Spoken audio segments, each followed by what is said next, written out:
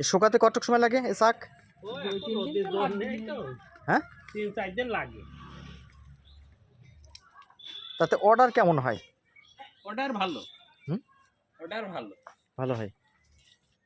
পাইকারি বিক্রি হয় আর সম্পূর্ণ পাইকারি। আচ্ছা আচ্ছা, তাহলে আপনাদের পেশাই হচ্ছে এটা, হ্যাঁ হ্যাঁ। তাই তো? অন্য কোনো কর্ম আর করেন না?